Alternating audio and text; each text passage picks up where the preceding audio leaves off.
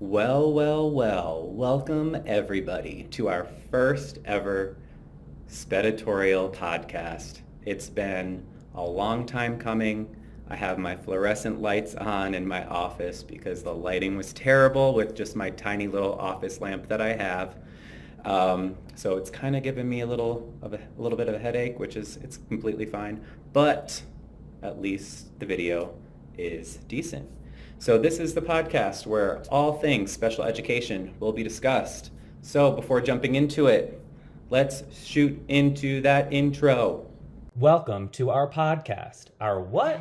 Our podcast, the Mesa Public Schools Special Education Speditorial Podcast. This will be like reading a newspaper, but you're not reading a newspaper because you're just listening. Listening to me drop some jokes and drop some knowledge. This will be entertainment for your ears. Now, how was that for an intro? Nailed it.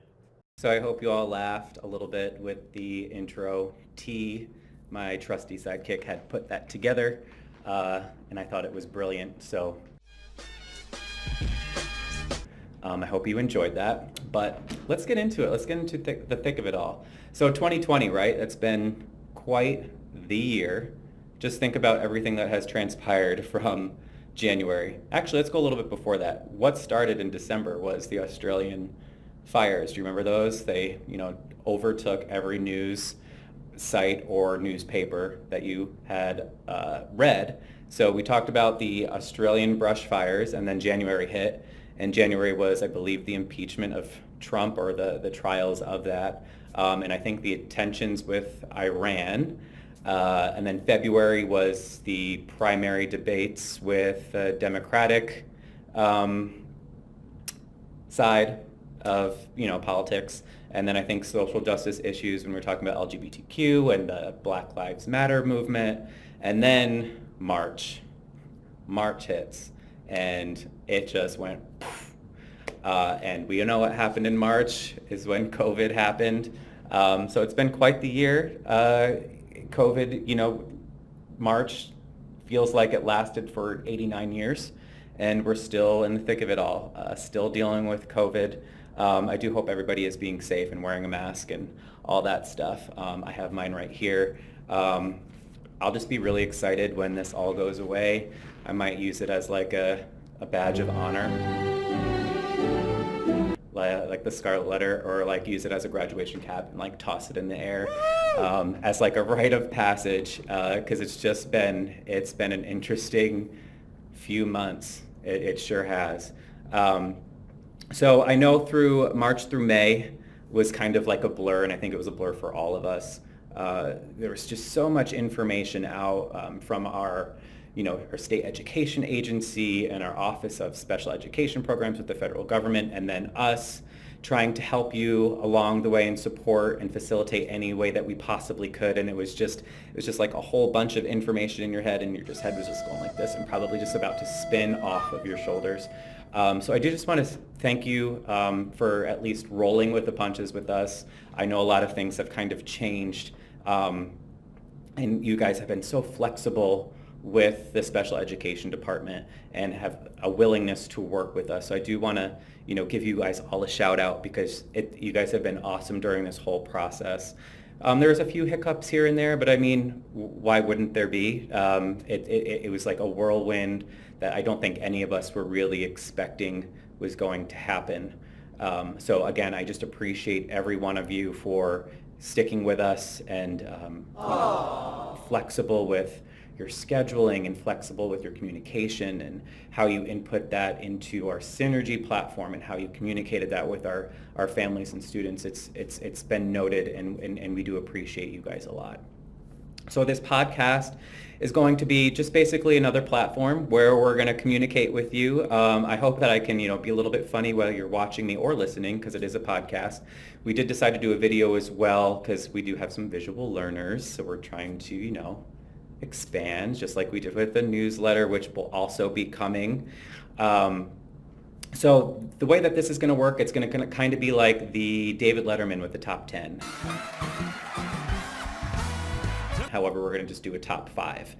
And we're going to pick the most interesting questions that will most likely come up at some point during this year. So we're going to do like kind of a top 5 questions, and this is going to be kind of like a bi-weekly podcast, and we'll be able to answer those questions. That way you have them and you can refer back to the video, and then when our newsletter comes out, that will all be written out so you can see that. There'll also be a fun little incentive for our listeners, and it's going to be a question, and I'm going to pose that question, and then you'll have to answer it, and you'll have to email it to me. Another little thing I want to do is I want to beat the EdTech podcast. I know that I met with them last year. I believe it was probably in February, and we talked about, getting listeners, and maybe we can do a collaboration piece and have our podcasts on both platforms, one on the special education side and one on the EdTech side. I really want to beat them. I think that we could do it. Fight! I think our special education teachers, for the most part, like me. I'm a give or take. It's fine. But I think if we really listen and we get in, we can really make this, kind of go up and beat EdTech, which I really want to do. No offense, guys. I know you guys are great in helping us out with Grow and Canvas, because there have been a couple hiccups there as well.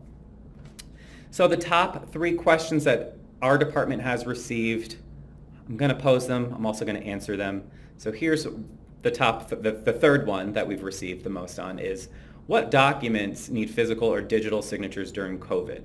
And there are some documents. So there is the parent permission, we need a physical or digital. The SLD determination, which physical or digital.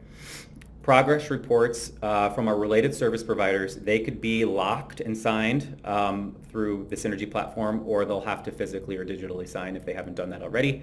Our Section Ls for initial IEPs, those also need physical or digital signatures, and our Medicaid consent forms. Those are the documents. There's no way around it. That's the guidance that ADE had put out, and we're just going to follow protocol and stick with what they're putting out, because I get to do the monitoring with them. So if there's anything that they don't like, you'll be hearing from me as a whole, not individually, but probably through news feeds and through our letters and through podcasts on what ADE wants with documentation. Our number 2 most popular question, and it's kind of like a follow-up to the previous, is what program should school use for signatures? I put this out a lot. Cami is great. Carrie Karstens, who's an amazing department specialist for Lindsay Massey, she went ahead and put, I think with Ruthie John as well, she put videos out, and she also put some tutorials out on Cami, which were fantastic. Others, there were some issues there. Some people didn't like using those, but there is also Adobe Pro, which Kristen Lilly, our coordinator of psych services, put out guidance to the special education clerks and to the psychologists, I believe, last week regarding this new software, and we're getting licenses, I think, one for every campus. So that's another way that we could obtain signatures. And the number 1 question that our team has been getting is, how in the world am I supposed to submit my documentation to Special Education Records Department? And there are 2 ways. If you are able to digitally, that'd be great. You can scan an email. You can scan and email that to me, or you can go directly to your records clerk, wherever you fall on that continuum. I don't mind if you send me emails. And then the number 2 would be mail. If you have access to postage and envelopes, by all means, you can mail it to us. Our address is on our website.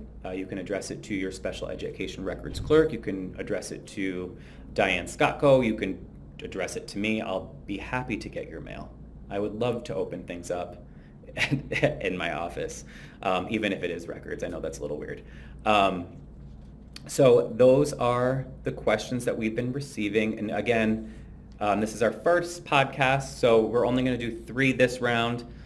The next time we do another podcast, it will be 5 questions, which I will take and I will answer, and that way you have them and you'll be able to reference them and look at my lovely face as I am telling you the answer. So there's going to be, I mentioned, a question that I'm going to pose, and this is how it's going to work. So to understand if you're actually listening to this podcast, which why wouldn't you be? Because you're not busy sometimes. We're going to pose a question, and it's going to be a really good question, which I want a very specific answer to. And the 8th person to email me the correct answer will get some sort of prize. I'm not going to tell you that yet because it's a surprise and I don't want to, ruin it. Like, who wants a ruined surprise? What is this? Your 10th birthday? Anywho, here's the question. How can the case manager or service facilitator, we don't use that term anymore because we removed it, so case manager on the team or anyone on the team determine if a parent has educational rights? Dun, dun, dun. Be specific as possible in your answer. And again, the person that has responded, that's number 8 in my email inbox, that has the correct answer will get some sort of incentive, and you'll get a special shout out on the next podcast. So that's it. That was our first episode. What'd y'all think? I hope you guys thought it was right to the point. I didn't really drop too many jokes this time, but in due time, my friends, in due time, you will receive a joke, and I hope that you laugh. And I hope that you learn a little bit of something, or at least remember something that I had said, even if it was just the question part, hey, I'm happy with anything. That's it. So I'm Justin Ashley. I'm the Director of IEP Compliance and Content with Mesa Public Schools. Thank you for listening to our first ever Editorial podcast. Enjoy your day.